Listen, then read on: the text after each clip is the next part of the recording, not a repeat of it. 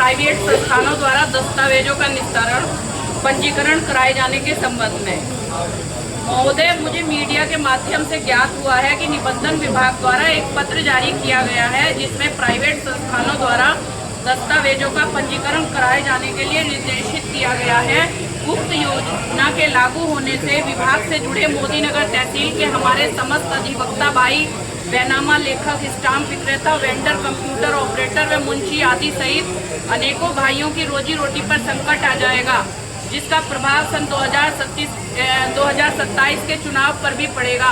ई पंजीकरण होने पर आम आदमी भी ठोकरे खाने पर मजबूर हो जाएगा, क्योंकि प्राइवेट संस्था में रोज अधिकारी बदलते रहते हैं। अतः मुख्यमंत्री महोदय से अनुरोध है कि निबंधन विभाग द्वारा ई पंजीकरण का पत्र को जारी हुआ है, कृपया ई पंजीकरण व्यवस्था को रोकने का कष्ट करें, आपकी अति कृपा होगा। ये मुख्यमंत्री के लिए या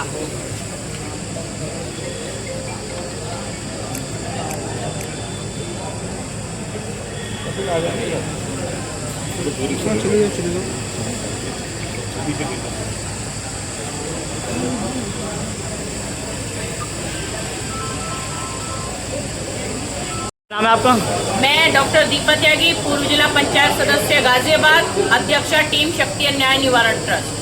सर, आज आप जो है ज्ञापन सौंपा आपने, क्या पूरा मामला? जी, ये ज्ञापन जो है एसडीएम महोदय के द्वारा मुख्यमंत्री महोदय के लिए सौंपा गया है। ये जो ई पंजीकरण की व्यवस्था लागू की गई है सरकार द्वारा, तो उसके विषय में सौंपा गया है।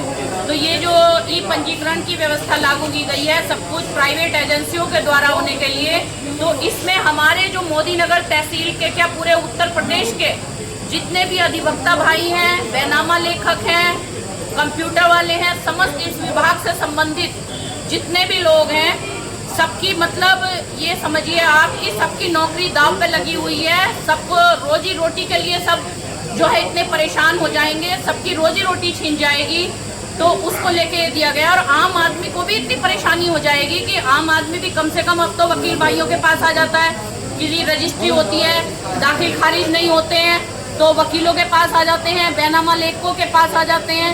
अब जब भी प्राइवेट एजेंसियां होती हैं तो उनमें तो ट्रांसफर इतनी जल्दी जल्दी होते रहते हैं। तो अब आप ये सोचिए कि जो है आम आदमी कहाँ कहाँ ठोकरे खाएगा, आम आदमी कितना परेशान हो जाएगा, तो आम आदमी भी ठोकरे खाने को मजबूर हो जाएगा। तो इनकी तो नौकरी पे बात आ ही रही है, वो तो आम आदमी को भी ठोकरे खाने पे मजबूर किया जा रहा है। अब एसडीएम साहब ने आपको क्या आश्वासन दिया?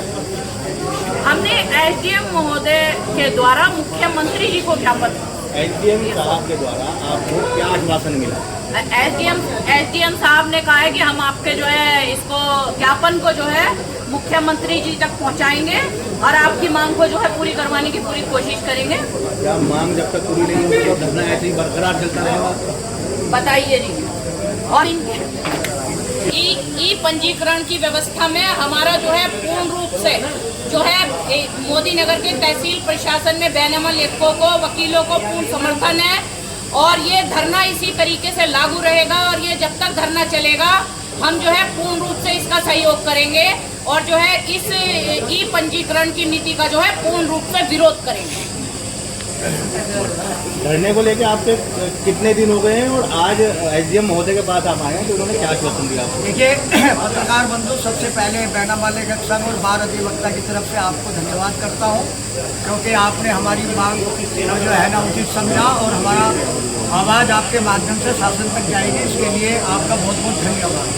रही बात हमारी जो शासन है उत्तर प्रदेश सरकार के द्वारा जो ये हमारी स्टाम्पिंग जो ई बैनामा है उसकी जो नीति और उसका जो नियम ये लागू किया है, पूरे उत्तर प्रदेश की बार और बैनामा लेखक संघ हम इसकी घोर निंदा करते हैं।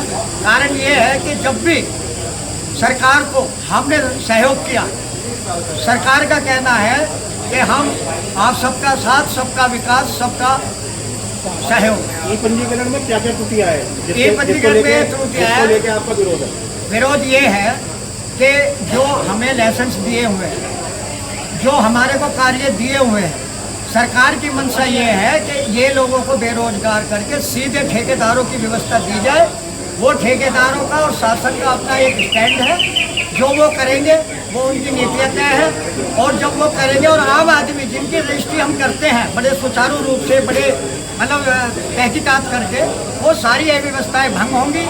अगर किसी का स्टाम्प फंस गया, किसी की रसीद फंस गई, अभी भी वर्तमान में ऐसे केस हो रहे हैं जो रसीदें फंस रही हैं, वो निकल नहीं पा रही हैं, शासन से पैसा वापस नहीं आ रहा है, तो ये आम आदमी के लिए बहुत परेशानियाँ होंगी। अब ये धरना कब तक चालू रहेगा? जब तक सरकार के द्वारा पैनामा डिडक्शन और वकीलों के बारे में हमारे आम आदमी जो हमसे जुड़े हुए हैं उनके बारे में कोई निर्णय नहीं होता है, तो जब तक हमारा ये संघर्ष रहेगा और हमारा धरना चलता रहेगा अनिश्चितकाल।